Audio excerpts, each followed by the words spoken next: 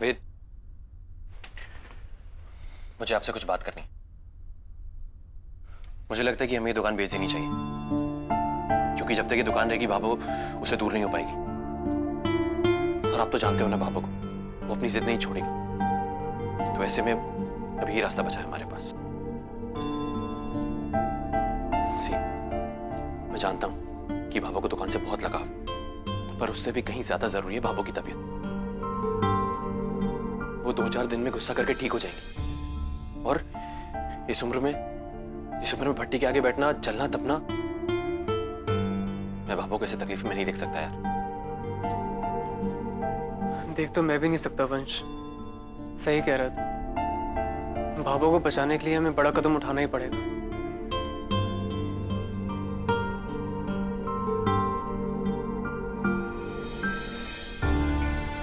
ये दोनों तो खुद दुकान बेचने की बातें कर रहे हैं। इन्हें पता चला कि दुकान कोई और हथिया रहा है तो ये कोई मदद नहीं करेंगे। जानती हूँ कि ये दोनों भाभो से उतना ही प्यार करते हैं जितना कि मैं, मगर ये भाभो की तबीयत के आगे भाभो का मन नहीं देख पाएंगे।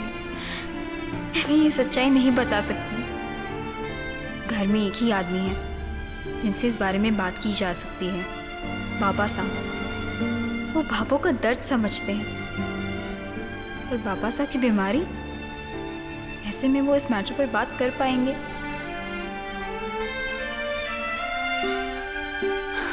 कोशिश करके देखती हूँ। ठाकुर जी प्लीज हेल्प कीजिए, प्लीज मेरी मदद कीजिए, कोई तो रास्ता बताइए मुझे।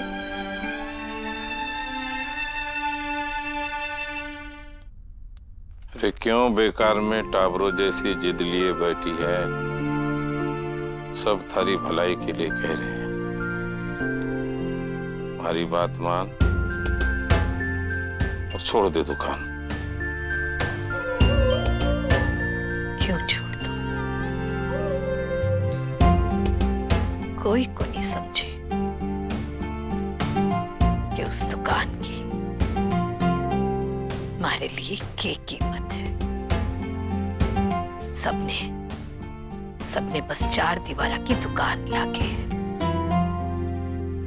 कनक मिष्ठान भंडार,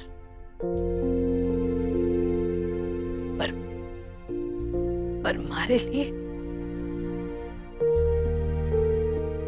लिए वो हमारी जिंदगी है।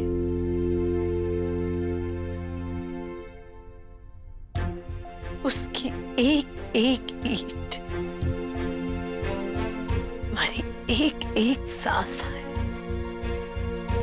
वो हमारे लिए हमारा मंदिर है। और आप भक्त से कहो कि मंदिर जाना छोड़ दे। सबने हमारी जिद दिखे, पर कोई को नहीं समझे कि उस दुकान से हमारा क्या रिश्ता है। जो हमारा इस रिश्ते ने समझ पावे को, जो हमारे से साचो प्यार करे को,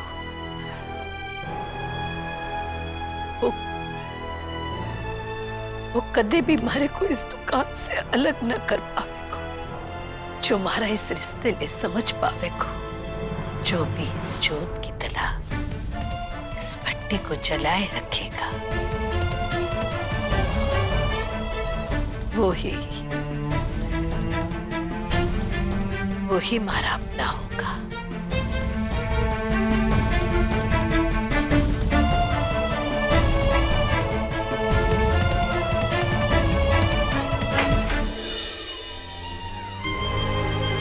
कभी कभी हमारी जिंदगी हमें एक कटी पतंग की तरह लगती है, पर ध्यान रहे तूफान कितना भी बड़ा क्यों ना हो, वक्त के साथ हवा का रुख बदलता है। अभी मैं लाडनू जा रहा हूं अपने गांव। 15 दिन के बाद वापस आऊंगा। जिस दिन हमारे सूरज और संध्या बीननी की पट्टी सुनी देखो ना, मुझे समझ आया कि हमारी अर्थी उठ चुकी है। हर इंसान इस जीवन में, इस धरती में किसी ना किसी एक मकसद के लिए आया है। तुम भी अपना वो मकसद ढूंढो और उसे पूरा करके अपने माँ बाप का नाम रोशन करो।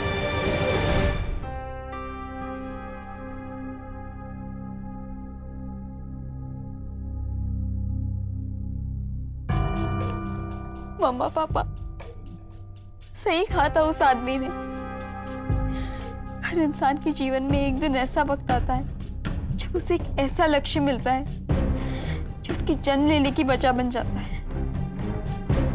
आज मुझे मेरा लक्ष्य मिल गया है, अपनी भाभो को उनकी दुकान वापस दिलाने का लक्ष्य। मैं उस रावण के पैरों तले अपनी भाभो की खुशियां नहीं कुचलने दूंगी। आज मेरे साथ कोई नहीं है हम दोनों के आशीर्वाद के सिवाय। हम दोनों ने तो बड़े बड़े मिशन एक दूसरे का साथ देकर पूरे किए थे। आज आपकी बेटी को आप दोनों की जरूरत है। कहीं कमजोर पड़ जाऊं तो संभाल लेना।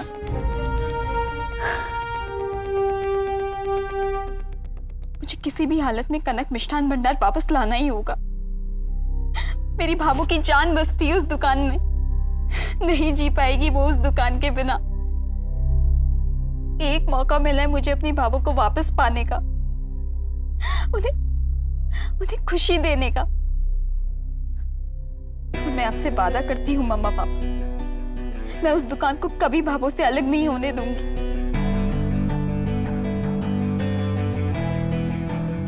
अभी मैं लाडनू जा रहा हूँ अपने गांव। 15 दिन के बाद वापस आऊंगा। तब तक आप अपना सारा सामान दुकान से बाहर निकालिए। मैं जा रही हूँ लाडली,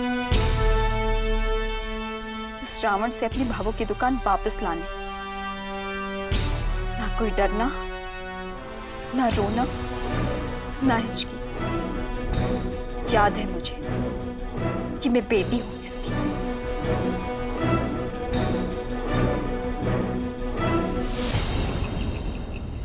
जा रही है मतलब?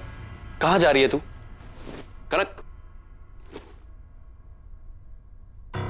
ये सवाल तो उठेंगे ही, जवाब भी देना पड़ेगा, वो भी ऐसा जिसे सुन के ये लोग मुझे जाने दें। कैसे भी करके तुझे लाडनू जाना होगा कनक।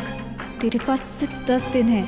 प्लीज़ भगवान जी संभाल लेना, आपका ही सहारा है। प्रसाद कितने का चढ़ाना है वो हम बाद में डिसाइड कर लेंगे। हाँ प्लीज़।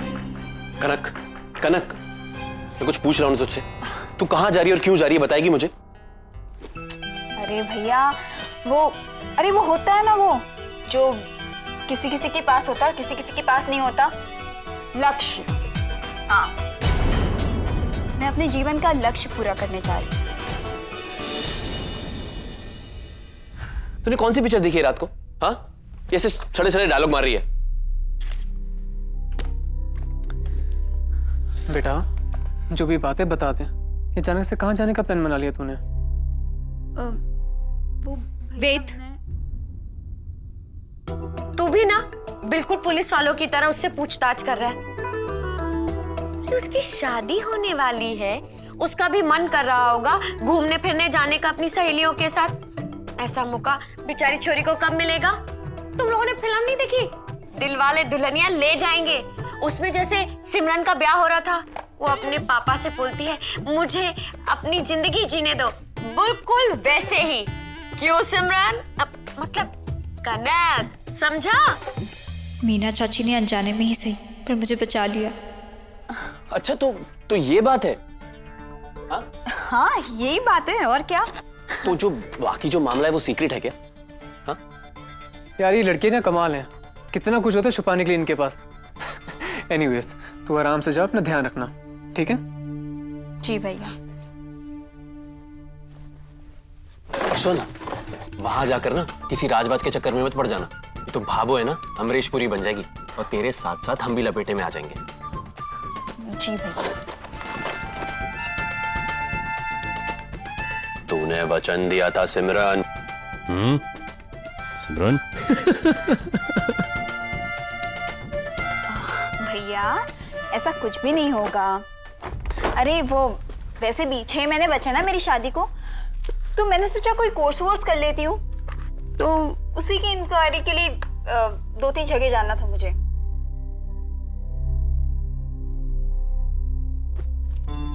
सॉरी ठाकुर जी, आज भाभो की दुकान बचाने के लिए भैया से झूठ बोलना पड़ रहा है, प्लीज माफ कर देना।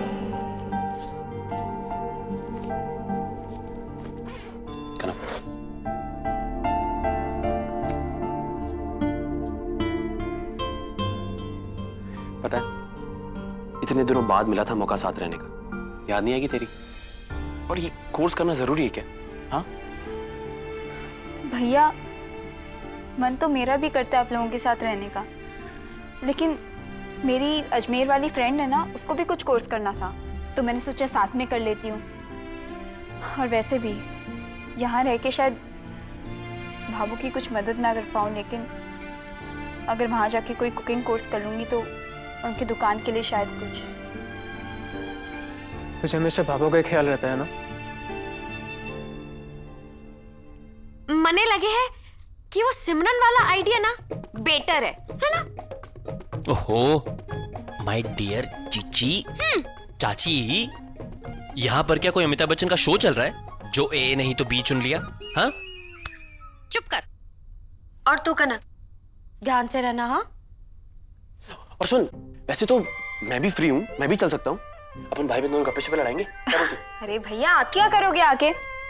और वैसे भी आप जानते हो ना मैं अपनी फ्रेंड के साथ जा रही हूँ, अब क्या करोगे हम दोनों के बीच में? अगर आप आए ना तो उससे लगेगा कि आप लाइन मारने आए हो। मने तो यही लग रहा है, लाइन वाला ही लग रहा है मुझे। क्या तुम दोनों को मेरे कैरेक्टर पे शक है क्या? हाँ, और ठीक है, अगर मैंने लाइन मार भी दी तो वो उस पर डिपेंड करता है ना कि वो लाइन वापस दे या ना दे। कनक, हाँ हाँ बाबा साहब। बेटा एक बात सुन।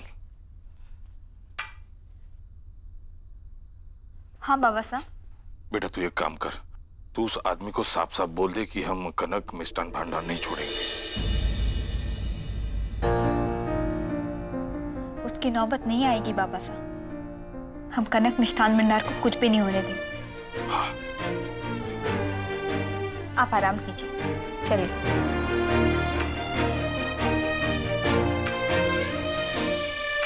मेरे जीते जी ये दुकान भाभू से दूर कहीं नहीं जा रही।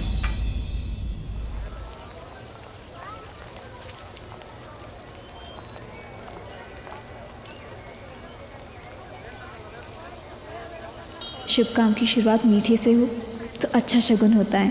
काश भाभू के हाथ से मीठा खाकर जाती तो उनका आशीर्वाद मिल जाता।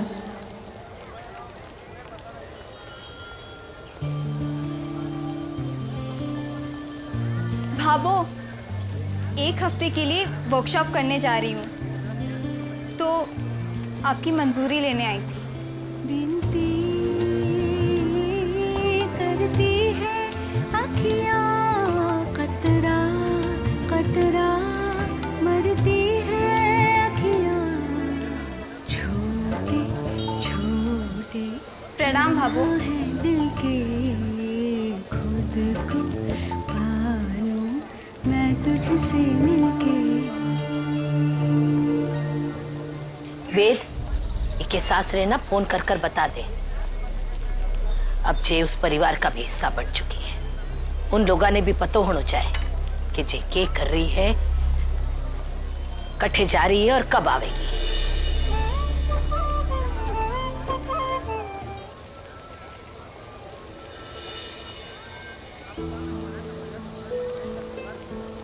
ठीक है भैया, मैं चलती हूँ। ध्यान रखना अपना, ठीक है? और सुन, वो जो कल जो बात की थी ना हमने, वो राजवाज वाली, अगर वैसा कुछ हो ना तो हमें फोन कर देना।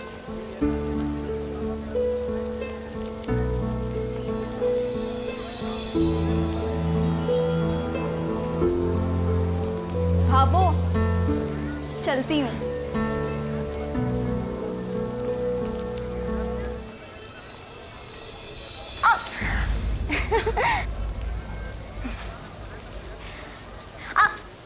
एक मिनट। भाभो, भाभो जरा 50 रुपए की गर्मा गर्म जलेबियां देना। आपकी बहू के घर में आपका वो चटोरा पोता एक भी मिठाई ना छोड़े। और आज मुझे मिठाई खाने का बहुत मन कर रहा है, दे दो ना।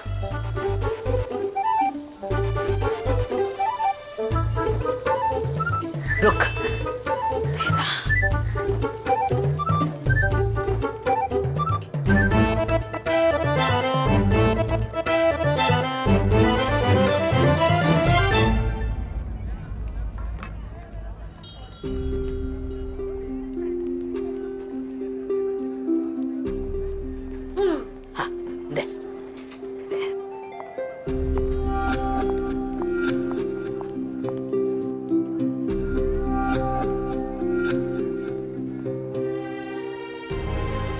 बुजुर्ग कह गए हैं, मीठा खा के जाने से शुभ शगुन होता है।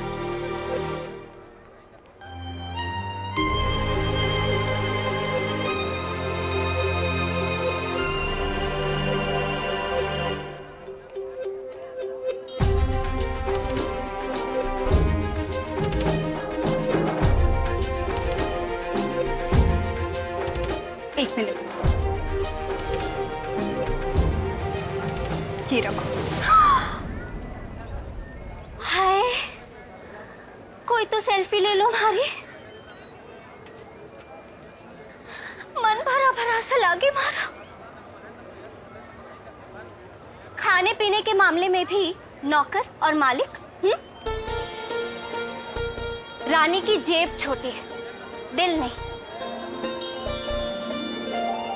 अब तुम खुश होकर जाओ और सफल होकर आओ। वो क्या कहते हैं अंग्रेजी में? Best of luck. हाँ, गुड लक।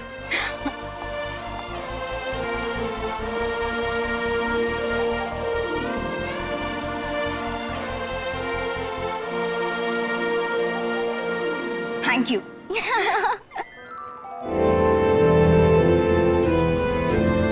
भाभो, आपके हाथ की बनी जलेबी खा के जा रही हूँ। आपकी दुकान तो मैं बचा के ही लाऊंगी।